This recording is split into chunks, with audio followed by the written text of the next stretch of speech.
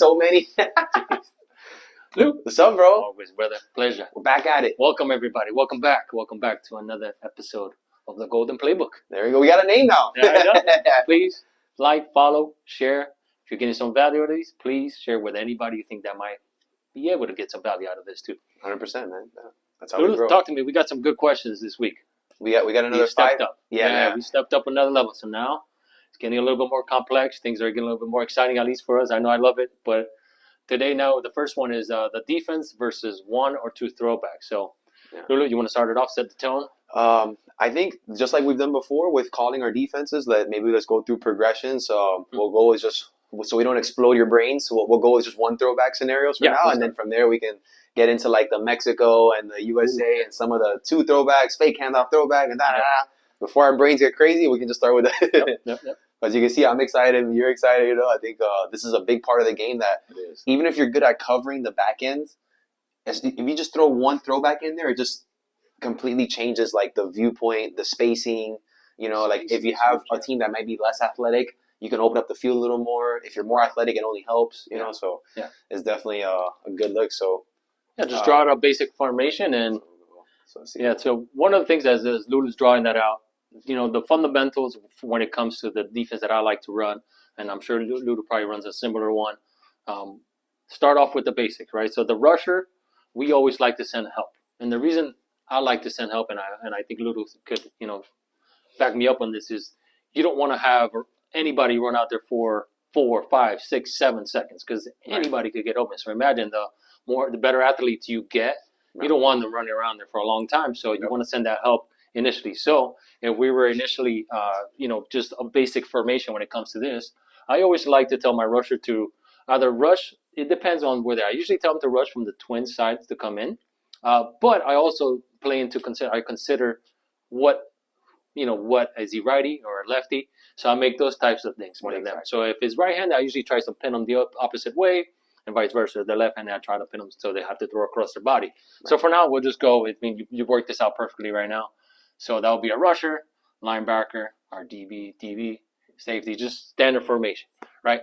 So I usually, what we call it, I keep it as simple, guys. This doesn't get complicated. Left, right. Yeah. You'd be surprised though when people mess up left, right though. I swear. I keep it as simple. I know, right? Oh, they try to call it something else. You stay to the left, stay to the right. If somebody goes back on the right side, so as simple as that. With my rusher, I always keep him this way, right? Now, he does have to be awake, right? Because, you know, if one of these go back, his responsibility will be exactly that. So draw it out. Let's say that outside receiver draws back. Let's draw a little example. We could draw plays all days here. Right. So we'll keep it as simple as that. So let's say, for example, this is the formation. This is what happens. Instead of going right down the middle, he has to be aware, right? So it's like, he has to be part of the game too. He can't just be locked in at rushing. Right. You have to be aware, okay, that's my possible throwback guy, which I always communicate with them to make sure they're aware. Hey, possible throwback outside or wherever the person might be aware. So out of the corner of his eye, he's going to be paying attention to say that draws back. Guess what? Now this person becomes the rusher. Right? He's the one that's going to be the actual rushing. Now, I like to do this in that sense because I don't like to have my rusher run around all day, even though, depending on the situation, or who we're playing, where we're playing, the distance, I might have them go by themselves. If it buys us, if we can have that extra defender, sometimes it helps. Yeah. But at times, I always send it because I like to get that ball out of the quarterback hands right away. So fundamentally, by the way, I was already getting my help. So fundamentally, here, this is the way that I like to do it. Left to the right, 2 people.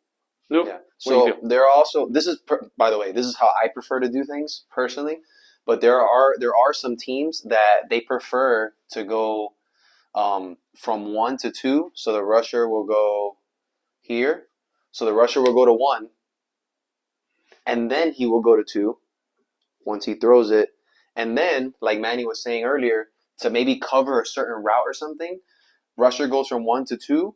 And then the linebacker replaces the rusher to the quarterback, right? So the only reason why some defenses do that is like a certain route. So the reason why some people don't like to scream right away at the quarterback and throwback is because maybe the DBs in the back end, they're not comfortable covering with so much space, because that's the main benefit of throwbacks, right? Is all this real estate. Once this person goes here, now you have this extra window. Another person goes, there's another extra window. You know what I mean? So some people go 1 to 2. I personally don't prefer that. I prefer to go left, right, or someone kills the throwback, someone kills the quarterback, suffocate them, that makes the throw that much harder. Sometimes the risk of going from 1 to 2 is there's extra time. But you also have the extra defender. So, it just depends on the play calling. Yeah. Yeah. Fundamental there. Yeah. We'll start with that. Yeah, baby steps. So, let's go ahead and erase this one, Luke. Yeah, I got you. You can edit this part out. Yeah, no worries. So from here, what you want to go to? Let's go with the 2. Yeah, let's go with the 2. I mean, like the 2. I mean, even though we kind of just did 2, right? In a sense, we skipped straight to 2. No, we did 1. We did 1. Yeah. I'm sorry. Yeah. So let's do the 2. So let's do maybe the center just to not complicate it from this side. So guys, on this one now we'll do the 2, and with 2 is still in the same similar situation where you still got to let your rusher be aware again. Especially playing a team. For me, we're on high alert all the time when we were playing Mexico. It's like every play. Right. You got to be alert. It's not just when you think that one guy, right? So on this one, we have the drop back. We're just gonna place it from center. And on this one, it's still the same. We're still kind of splitting the field up on this one. Rusher, like depending on which one will drop. So on this one, I most likely will do something like this, right? Where it's sending 3 of them, right? Rusher still stays down the middle. But understanding this is something you got to communicate pregame. You might not be able to see it initially, like when it happens, on that first time it happens. Yeah. Don't beat yourself up, but adjust to it. So understand that it's happening. Okay, what just happened? They sent 2 back. Okay, now we got to send a little extra help, because if not, you have that extra guy, and then you got 2 people running around 20 seconds. They're playing the game, what is that, monkey in the middle? Yeah, exactly. It's like, you don't want that. So send that pressure right away, but be aware of it initially. So this is how we would cover it. We would send the linebacker to the outside one, even if it was this guy here, right? It's still the same concept. Rusher stays right in the middle, and then the other corner is the one that just has to be a little bit more alert, like, oh, I got to go this time. Yeah. This is the one that I kind of ran into at first, one of the problems. It was the corner anticipating that rush, that like they're used to just sitting back. So it's like letting them know that's the adjustment that really has to make the change. Yeah. Is that this corner now can't just sit there. It's like, oh crap, I got to go now. So the way that I usually do is like, hey, listen, if this guy goes back, shoot. And then sometimes I will have to tell the rusher too, hey, you're going to stay this one if this guy drops back, so there's no confusion. And you see what I'm saying? There's a lot of communication that has to be going on. A lot of time here. So you could play this different ways, but this is fundamentally the default that we will run into at first. The biggest issues that I see when people have double throwbacks is sometimes the DBs on the back end, like you said, are a little late to replace. So sometimes like the safety will just cover grass. But remember, if people are shooting down, there is a lot of real estate right here in this area that whether it's 1 throwback or 2 throwbacks, DBs need to be aware of where they need to replace, because if you just stay back there, now there's like this huge gaping holes in the defense. You know what I mean? So if you're going to suffocate the throwbacks, just make sure if you're the people on the back end covering, also come down as well. It's a simple numbers game. So if 3 guys are coming down, there are 2 people left. So it's a 2-on-2 game on the back end. And you're pretty much like a basketball player trying to prevent an inbound pass. You know what I'm saying? You're running back and forth. You're playing scramble drill. So that's when you need to be very, in shape to chase somebody back and forth, because if they're playing 2 against 3, let's say this corner never goes, right? And it's 2, the quarterback and 1 throwback against only 2 rushers, and then there's an extra one. They can just keep going back and forth until someone gets tired back here, which we've all seen happen, right? So that's why Manny and I, personally, we prefer to have 1 head per each head, and then trust the DBs on the back end to cover, but it all depends on personnel and what you guys have going on too. Because it's tough. I'm sure we're gonna get to like, hey Manny, I don't think my guys could keep up with these 2 guys. Yeah. Then you have to play the monkey in the middle. Exactly. So then you're gonna have to play the monkey in the middle, so you can have that extra help. Yeah. But then again, you run into the issue of the covering for extra time, which sucks. It's tough. But that's what separates the best teams, right? It's like sometimes it's having the better athlete. Yeah. But I'm sure you guys probably noticed initially, right? So once that all 3 guys go, it basically either it turns into like a man-to-man, and then the safety will have to come down at some point, or sometimes I would like to split it like left-right. Hey, you can stay to the left. Whatever comes to your side, we'll stay at the same level, and we could split it. Depends on the down and distance. But fundamentally, I mean, if you guys see anything in here that you want us to break down a little bit more, this is kind of just the foundation. We could create 20,000 plays from this, but fundamentally, it's kind of the way that we like to go basics. And another tip before we move on from all this stuff, you being at 7 and you being on the line of scrimmage, that distinction is important as well, because let's say this corner, it was like a 3rd and short, and this throwback doesn't show until hike to go back. This corner cannot go until the quarterback or this throwback throws it to that person, and then you can shoot the line of scrimmage. Because if you go before, that's a penalty.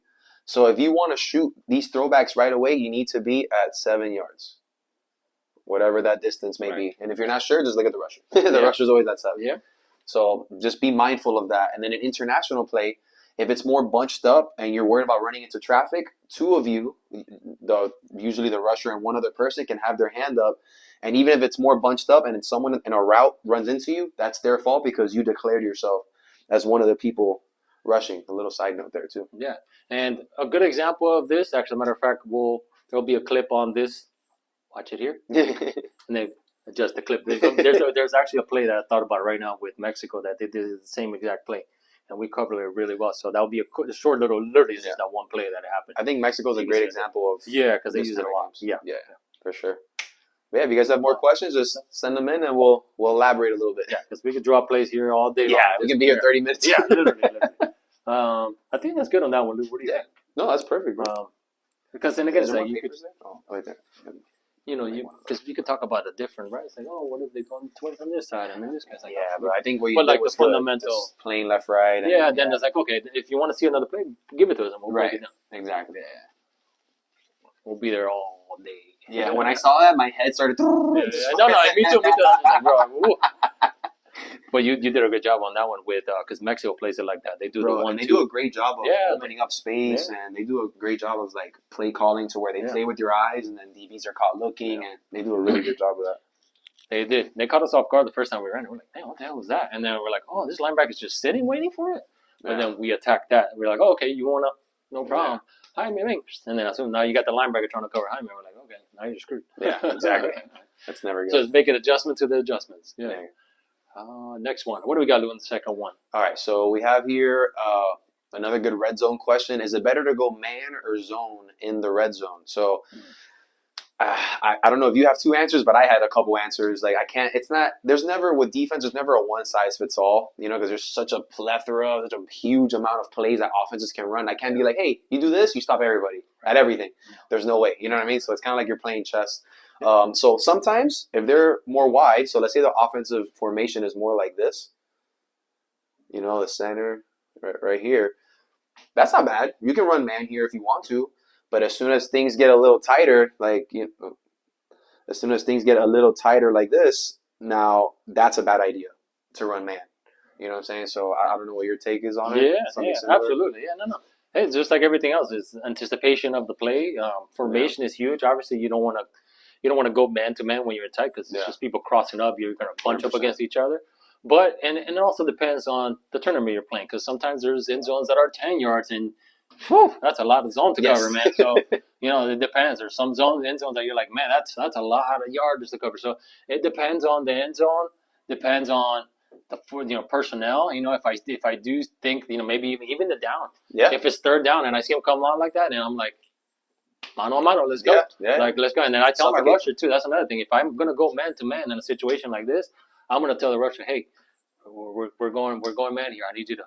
Not miss. So it's like, I don't need you to go 110. I need you to go 80%. So give me 3 seconds, 4, maybe. Yeah. 3 seconds would be great. Right. But 5 is definitely not. So depending on that, situational, it all. But preferably, like if you want just a general answer, I think for the most part, zone might be the best. Yeah. But again, maybe you got a 6'10" guy here, and you're like, oh my God, man to man might not be a good idea. I don't know. Maybe I could lean a little bit this way and slide and help out a little bit. So fundamentally, I would just say zone, but I would say like also like how Manny was saying. So your personnel as well. So if it's wide splits like this, and you trust your DBs, like you like your matchups, and you're thinking, you know what, I don't think they can get open on us. Yeah. Like our rusher is good, and then go man. But what you need to be wary of and be very open to is pick routes, like legal pick routes. So a pick route is just someone like setting a block. And then the person goes underneath. That's illegal, obviously. But people are smart enough to do it in legal ways to where, the legal way is called a rub route. You know what I mean? Where you slightly go past somebody, but you're accidentally doing it on purpose. Mm-hmm. You know what I mean? To make it legal. So if a quarterback knows, maybe on the first time they'll be like, okay, they stopped us, and then maybe they'll come back to the formation and be like, oh, if they run man again, we're gonna run like a slant with a dart and up, and certain routes will get in the way of that. So if you do run man, right? So let's say there's this formation, just make sure you guys might be on different levels. So in case they do run different stuff, you guys are not, you're not bumping into each other. So when you guys have your eyes, which you should have eyes on your work, on your receivers, you're not clashing into each other and, giving an open touchdown. So that's another tip as well. Yeah, good. And just to kind of, I'm anticipating a question here. It's like, why would zone be better in this scenario, or just in general? Like I said, just a general start would be with zone. Remember, windows, the closer you're in the red zone, the windows get smaller and smaller. So zone will be great because the windows are a lot smaller, so you could react a lot faster, things like that. But again, it depends on the personnel, what you're anticipating, and down in distance and all that kind of stuff. But I think overall, I think we did a good job there on that one. Yeah. I love this concept too. Yeah, especially if you're anticipating like a dart and then a cross or a slant underneath. Yeah, you want to make sure that you guys are not bumping into each other and that you're seeing each other's movement.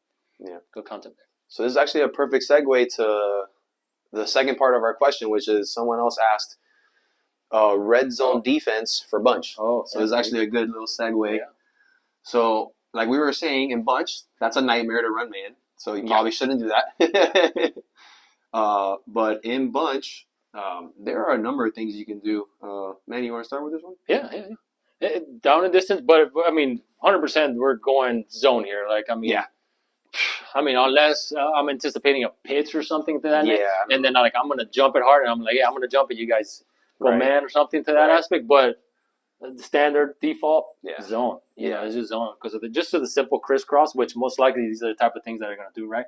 Let's do maybe like a China route, a corner, and then a dart, something like that. So it's like this little confusion there, right? It's like if you're gonna go man to man, you're hurting this guy here because they're opening up the middle for him. So it's like if you could communicate very well, anticipating like, hey, if this guy comes in, you switch, but then you gotta. This is a good play, by the way. I just gave you a good play, so. If you haven't ran this play, keep it. But this is a hard play to play, even in the zone. This is kind of like a little zone breaker in a sense. But, like this play here, you don't want to get caught up trying to chase this guy out. And now this guy's coming from the outside trying to, this whole window here. So zone, if I were to stay here and this guy stays here, then maybe he could back up and make this a more difficult throw. Right. And can they adjust to that? Of course. They'll adjust to that, but it's all in anticipation of the play that you're thinking they're going to do. It's all about timing, So red zone defense, you remember, always be aware of back cone and front cone. Like that's the simplest way for me to put like how most plays work. Also, like right here, for example, me at safety, I'll be worried about the back cone, and this corner will be worried about the front cone. The reason why that play that Manny drew up is such a good play is because you're seeing this guy push this way, and you're like, oh, perfect, dart and back cone. But then he chinas back in, you're like, oh no, oh snap! Now the middle of the window here is open, touchdown. You're like, how did that work? Because people are worried about front cone and back cone. So that's why that's a really good play call. And then if that's not there, you have front cone, back cone the other way. And usually that's a very good way to split defenses apart is go front cone, back cone. Or you flood one side, right? So you send 3 routes to one side, and usually one person is covering grass. Usually. So let's say we go hitch in the middle, front cone, back cone, right? And only one person darts here, and you're worried about front cone, back cone on this side. If 3 people go this way, it's a numbers game. One person has to come over. So let's say the corner and the safety go front cone, back cone. The linebacker or someone has to come over on this side and cover that middle. So I'm sure we've all seen a play where someone's wide open in the middle of the field. We're like, how did that even happen? That's how, like everyone's so worried about covering the corners. But yeah, on defense in the red zone, just try to react quickly. If it's bunch, don't be so desperate to chase things right away because sometimes that's what a quarterback wants. If you're in zone, kind of remember what your responsibilities are. And depending on the distance, so like 1-point conversion, you might switch a little bit here and there. Yeah. But especially 2-point conversions are a little further, since the ball is traveling further, you have a little more time to switch. But especially 1-point conversions are inside of the 5. Just get somebody as quickly as you can and, talk to each other. Yeah, communication is definitely key. But there's so many plays you could adjust, and what if they do that? So it's like, this is just basic play. If you think of any plays that want us to help us break it down, we'll definitely do that for you. But fundamentally, zone, when they're tight, especially if they're close to it, there's no other way to go because they just want that little extra window to be able to pitch it and make it an easy thing. And also, too, if you want to make the quarterback hold on to the ball a little longer, take away the front cone, right? this is a longer, like the back cones, those are longer throws, lobbed up. It might go over. Someone might tip it if they throw it too low. Lower percentage throws. Nothing frustrates me more at safety when the offense is in bunch and you get beat by a dart like this. Yeah, that's that pisses me off, man. Like, take away the front cone. Like, make the quarterback. Make them throw. Make them read this or throw this or anything else besides. Oh, here, touchdown. Besides that front cone, You know what I mean? Like, please don't let. If you're already lined up outside of a bunch formation, that is the last thing you should get beat by as a linebacker or corner is a dart to the first cone. Yeah, definitely that. I agree. Yeah, it gets me crazy. It's like third down. Like, all right, cool. Make the throw. Please. Yeah, come on, man. Like, you know that can't happen. Good stuff, Lou. I think we covered good on that. Perfect. I think that was great. So now we'll go to number 3. So this is offensively, how to improve reading defenses and adjust to when defenses hide their formations. Okay.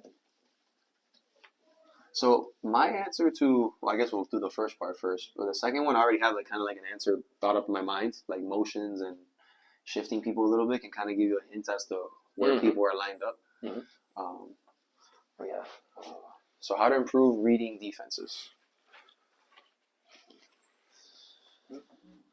So I think you need to have a basic understanding of, so how to read a defense, basic understanding of where the safety is. I think that implies a lot.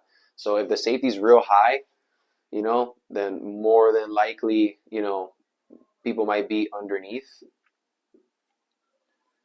Right?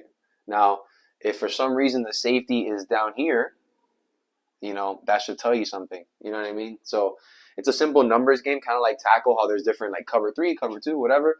And flag is very similar. Is it 1 high or is it 2 high? You know, if it's 3 or 4 people, it's usually like a Hail Mary or situation. Like no one plays that unless it's like a really long, you know, thing. But if the safety's by himself over the top, you know, you should probably expect more underneath help, but you can send 2 deep routes at him. If the safety's more in the box, you need to figure out, is it man? Are they playing like a combo? Like do they split the field half and half? Some teams, they like to have the safety down because he might not be the fastest, and then they're dropping both corners. You know what I mean? So just seeing where they're lined up initially is a very big indicator. I don't know if you want to.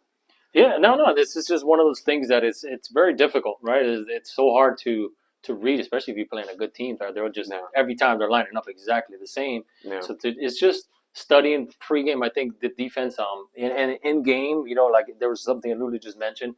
Like if you're trying to like figure out in the game, might be a little bit behind. If you're like, again, one of the things I said in the last video, if you're adjusting, you're probably falling behind. So it's like you want the defense to be adjusting to you. So if you're already having to adjust the defense, you're probably a little bit behind. So that means you didn't do your homework. Yeah. But if you're having to do that, like let's say mid-game, you're just like, man, I can't figure out what they're doing. I don't know if they're man or zone. Well, Ludo was just mentioning, one of the things is use motion and see if the guy's coming along. Are they swapping? Are they just bumping it? What are they doing? Are they just staying in the zone? They just moved over a little bit. Did they move all the way through the formation? So that's a good way to figure out, you know, if they're in the zone or they're in a man.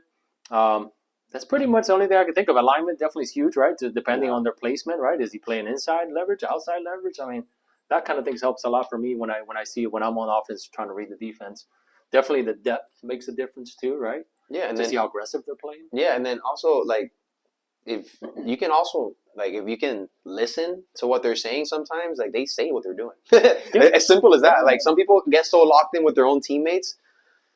I have heard people say what they're gonna do. You know what I mean? Like some people don't have like a code or a name or it's as simple as that. Like, hey, you got this, you got that. So if you line up, like let's say you're at center because I'm a center, I can listen to what they're saying to each other. You know what I mean? So while my quarterback is talking to other people, I'm literally cheating and listening to what they're. Well, it's not cheating, but I'm listening. I'm listening to the opponents. You know, so sometimes just if you can line up and like Manny said, do a motion or just line up and listen to them, adjust to your formation. You can take hints on. Oh, okay. So if he's telling him watch this, then he's probably over top. Like if a safety tells this corner, hey, jump whatever you want, then more than likely he's coming over here. You know, or if he's telling this corner, hey, be careful, you know, stay back, then maybe the safety's dropping here. You know, like there are a lot of verbal hints to what people are doing. So if you want to read defensive formations, just how they line up and what they're saying to each other. And then like Manny said, if you can send a motion over, like a little bluff, you can have like a throwback or whatever, and you can quickly figure out because it's not as complicated as 7-on-7 or 11s. It's 5 people on the field, so it's a numbers game. 4 people covering. Pre-snaps are pretty much as simple as it gets, but during the actual play, then that's kind of where I really make my read is during the actual play, just like a quarterback. If I as a receiver, I know everybody's route because number one, a lot of times I need to get covered, which is a mistake that a lot of people make as receivers. They think they got to be open every play. It's like no, the play was meant for that guy over there, and that happens a lot where it's like, hey, you weren't supposed to get open that play. What are you doing? And then anyways. So during the actual play, as the play is is progressing. And then it's kind of where I'm mentally taking notes. So I see, okay, I came over here. You jumped really hard. Okay, boom, note taken. I did this. Boom, note taken. So now I know what you're reacting on. So now I'm already developing a play in my mind pre-snap. And I might come back if you have a good relationship with your quarterback, which I did with George. And there's a lot of times I was like, hey, George, they just react to this, do this. And he's like, gotcha. I didn't see that. Okay, and then boom, sure thing. It's like, so coming back and letting know what people are doing. Hey, did he follow you in the China? Did he stay? What did he do? And then you could develop a play based upon that. It's kind of the best way to read the defense, in my opinion, is doing the actual play. And something exactly what Maddie's saying. So sometimes I have the problem of looking at my receivers when I'm at quarterback, but you're supposed to key in on the defense, like regardless of where they are. So if you're running a certain kind of route combination, you need to read someone, so let's say you're running 2 corner routes at the safety, right? Read the safety. You know what I mean? So don't stare at your corners. The safety picks one, throw to the other. You know what I mean? So you need to have 5 to 7 plays, 3 to 4 money plays, but like 5 to 7 plays that you have a rotation where you know who the read is on each play. Because if you're just trying to process everything, that's probably why you're not sure what they're in, and it's like sensory overload. You know what I mean? So I try to find that one read every play. And then from there, your throws and your reads are probably a little easier at quarterback because quarterback is hard enough by itself. Yeah. And sorry. No, you're good. And little golden nugget here from my Golden Playbook that just came to mind. A lot of things that happen to quarterbacks when they're first playing, right? When they're first starting, let's say this, right? It doesn't matter how they play. A lot of times what happens to quarterbacks, Luke, and this took me a while to realize, is that a lot of times they're staring at the receivers. They're like, you're watching your players trying to get open, or you really should be reading. What are they doing? So, for example, if I do this, if this comes up, I already know what I got to do. Instead of being like, is my guy going to be open? I mean, you're going to have a peripheral, but I'm always looking at these people. What are they doing? Is he coming up? Okay, now I know I got 2 shots, right? Or if he's backing up, okay, now I got this shot. So really, all you're doing is reading the defense. You're not reading your players. That was a common mistake that I remember, with a lot of quarterbacks. They're watching the receiver, they're watching their players try to get open instead of reading that's why the high-low concept is so huge in this format, because then all you got to do is just, you're reacting to what are they doing. Now, don't get me wrong, if they make good adjustments, you got to get a better play. Right. Simple as that. So, and also, too, to piggyback on what Manny's saying, when you're staring at your receiver, you might have it's happened to me, you might have a certain throw in mind, right? But if you're looking at the defenses, all right, this corner squeezed on the high-low, I can throw it a second-level throw right now. Now, that's not necessarily true if I'm just staring at my receiver. So if I'm just staring at my receiver, I might want to throw it like that, but the corner kind of sagged a little bit. You know what I mean? But if I'm staring at the safety in the corner and I see that, all right, this window is open, if he's down, I can beam it. Now, if he sags, you can beam it to this person. So it kind of gives you a better hint as to what kind of throw also you need to make, because not every throw is appropriate for each situation. Sometimes you need a touch, more finesse, more beam, more velocity. So that also helps you when you're staring at them versus your own receivers. You know the routes already. Yeah, exactly. You already know the play. Now it's just they're going to tell you where you're going. It's as simple as that. They're going to say, if he reacts fast, over the top. If he draws back, short. It's really that simple. Like this game, it could get complicated, but you're just reading on the defense as a quarterback. Yeah, that was great. Perfect. Golden nugget. We could chop that up as a little clip. Yeah, that's perfect. I thought about that because I remember I was coaching somebody one time, and I was like, what are you reading? She's like, but they didn't get open. I'm like, but did you not see this person? Right. And they're like, oh, my God, I never saw that. I was always watching my receivers. Why didn't they get open? I'm like, dude. Bro, that's something that Tronki tells me, like, every now and then I talk to him. I go, bro, like, I didn't like how I read the play. He goes, well, what were your eyes? I'm like, fuck. They were on the receivers. They weren't on the DBs. On the DBs. Yeah, so that happens to me for sure. Yeah. No, and that's that's common until you got to be aware. Oh, I got it now. Then it gets easier. All right, Lou, what we got now? So now someone asked me, where should her eyes be? Because she usually plays corner. So she told me, look, like, I know I'm athletic enough to play corner, but I catch myself looking at the wrong routes a lot. So she wanted to know, like, when she's at safety, especially over the top, she tells me when she's at safety over the top, where should her eyes be? Which is kind of a vague question because it all depends on formation. But she asked me in a general sense, where should her eyes be when she's over the top? So I gave her a couple answers, but I would love to hear your feedback too because we're both safeties. So yeah.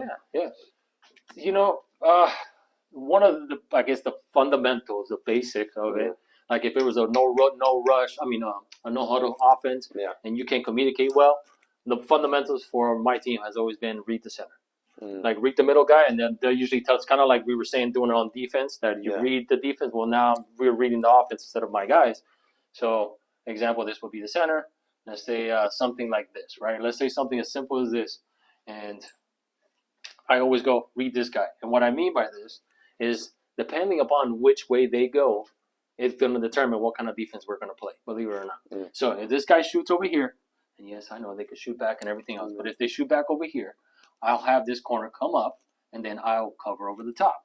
Okay? So that's kind of like the way that I'll go. Let's say it's something like this, right? Like something as simple as this. Yep. So that covers that. Center shoots this way. The linebacker, obviously the linebacker wouldn't be lined up. Yeah. Right over the top. It'll be right here. Then the linebacker picks it up. This guy goes back, right? And then I cover over the top over here. Yeah. So depending on which way they go, and by the way, and I'm sorry, if they go right up the middle, the linebacker's right there. Yep. You don't got to do anything. So depending on which way that the center flows is the way that my corner is going to shoot or my linebacker is going to shoot. That's kind of the fundamentals of it, the way that I like to play. Are there windows in between? Yes, but as a safety, I always felt that I was quick enough to get there. Yeah. If you tend to have trouble with that, then that's something that you may want to, make an adjustment, or maybe he goes back if this guy darts and maybe you shoot up. Which that's something that a little wrinkle that I would do too. It's like, all right, once they start noticing my guy is shooting up, they'll make an adjustment. Okay, then I'll shoot up and have them drop back, and now they always try to squeeze it in there, and I'll boom. So a lot of times I'll bat it down, or at least I'll pull the flag right away for stationary. And that's usually how I played as well. I just like the very basic high-low concept, but also I think where some safeties mess up in terms of like safety mentality versus corner mentality. At corner, you just do your job and that's it. At safety, I think you need to be more aware of like where your help is at and where you can take risks, if that makes sense. So like how Manny was saying, dart this way, right? This dart like this, and then this person can go vertical. So you understand that you have help either with the linebacker or the corner shooting down, and you understand, all right, this might be the money shot, or they might throw it over the top over here. So that's where your weakness is, right? So I think you need to have an understanding of what, depending on what defense you're in, where your help is. You know what I'm saying? So if you know that you're shooting down or, whatever, you know that your help is where? It's like back, right?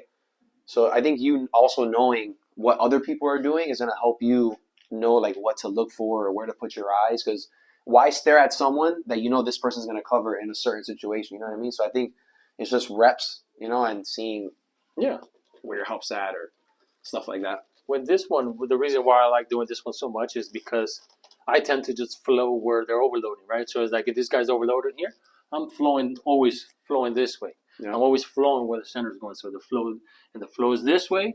Guess what? My flow is this way. If this flow is here in the middle, my flow is in the middle. And then I'll just make a read on the outside. They're probably trying to hit it. Right? Maybe they're trying to pull me up this way. Then I'll go this way. So it's like wherever the center goes, I'm kind of just, it's so natural that I don't even think about it anymore. Same. It's just already like second nature. All right, darting underneath. If I happen to make an adjustment later on because maybe they're attacking a weakness that maybe I didn't notice, then I'll make the adjustment. But initially, I'm just flowing with the play. It just flows right into it. So to answer her question, if there's anything that I'm reading initially, is usually the center. Yeah. So I'll be happy. So what is our take on defending all hitches? Oh, which okay.